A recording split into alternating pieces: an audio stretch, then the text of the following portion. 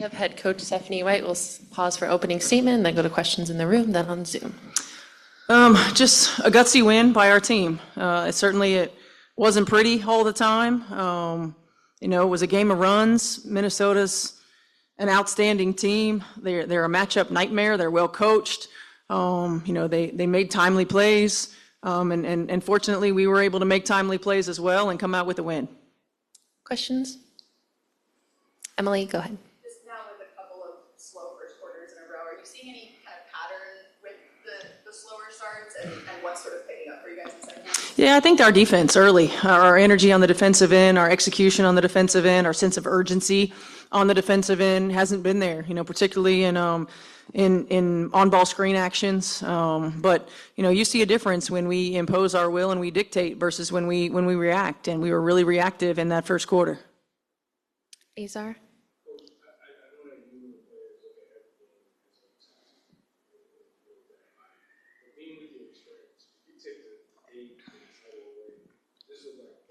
Mm-hmm.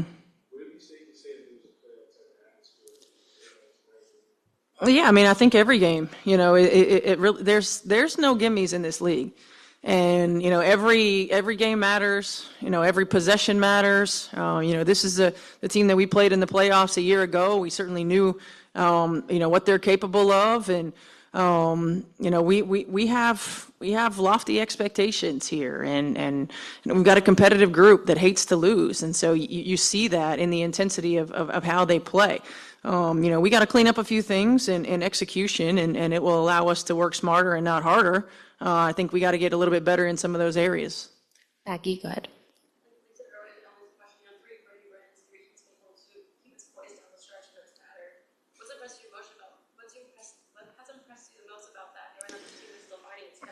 I think number one, just our experience allows us to do that.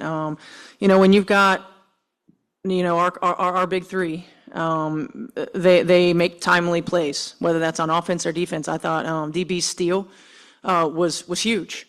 Her taking a charge was huge. AT is always making critical plays down the stretch. Her ability to navigate and facilitate and score. Breezy, had some critical rebounds, defensive stops, and buckets. And Ty hit a big three. She came back in the fourth quarter, hit a big three. Nay didn't play as many minutes, but got called in the last, however many seconds of the ball game, and knew that K-Mac was going to get a touch and did a great job. Thought Tiff was great tonight too, was doing her minutes. Rachel hit the big three. So, we're not built for just our big three to carry us, right? It's going to take everyone, and I'm most pleased with the fact that everyone impacted the game in a positive way in critical moments. Serenity, and then Emily.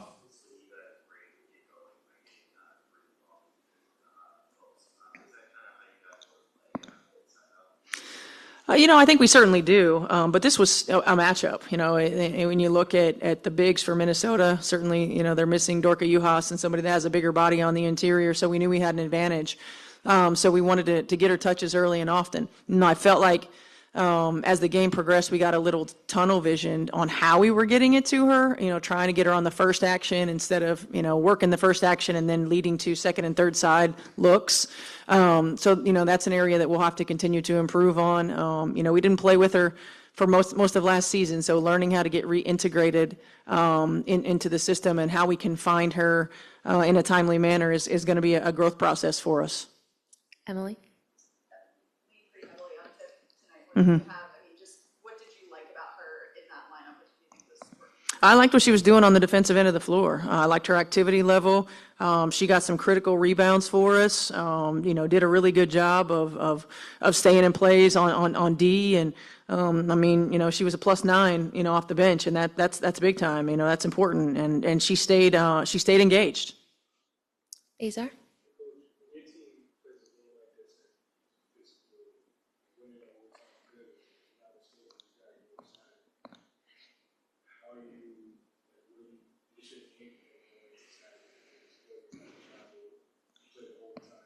Mm-hmm. That's this league, man. It's always been this league. It's compact.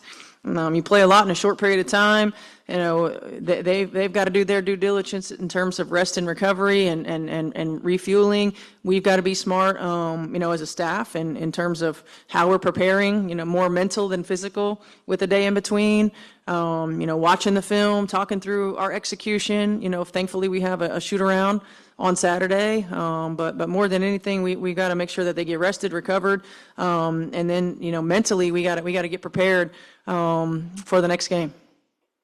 We'll go to Zoom. Blake, go ahead. Hey, Coach, this is Blake Spadauer from Blake's. Nafisa Collier had 31 points and 11 rebounds and dominated the stat sheet. What kind of problems does she cause y'all offensively and defensively as a team? She caused a lot of problems. I mean, she's an MVP caliber player. She's gotten better every year. Her versatility is off the charts. Her ability to stretch the floor from the three, to score with her back to the basket, to put the ball on the floor, to use her in multiple positions, to invert actions where she's receiving the actions instead of, setting the actions. And she hit tough shots. I thought that fadeaway over DB in the corner that she hit as the shot clock was winding down was a huge shot. And she's really, really active, smart player. So she's a matchup nightmare. AT is certainly one of the best, if not the best defender in the WNBA. And so, it's a challenge for her, certainly, as we lean heavily on her on the offensive end as well. But I thought she did a good job of making her shots tough. She just made tough shots, and great players do that. Thank you, Coach. Thank you. Any other questions for Coach?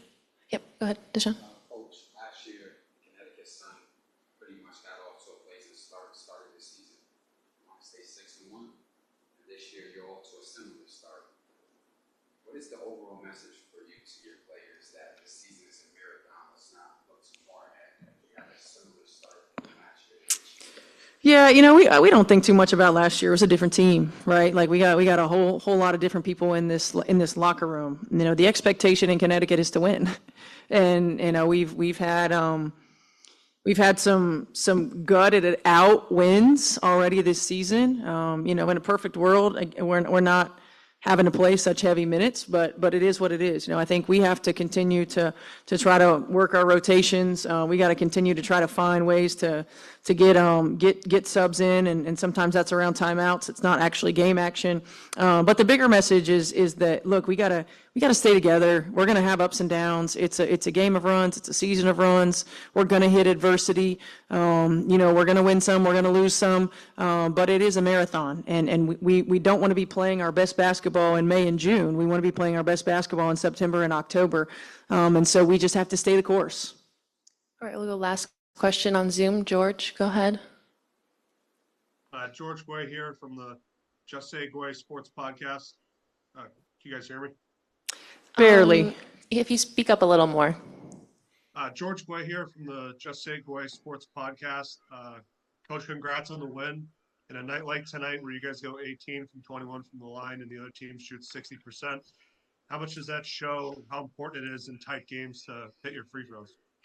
Yeah, it's huge. It's huge. Games are won and lost at the free throw line. I'm proud of our group for we do a good job of getting to the line, and tonight we knocked them down early. We knocked them down consistently. It's important. I mean, it's always, when you watch basketball across the country, whether it's collegiately or professionally, you see that games are won and lost at the free throw line. So it's important. Our players stepped up and knocked them down in critical moments. All right, thanks, Coach. Thanks, everyone. Thank you. Have a good night.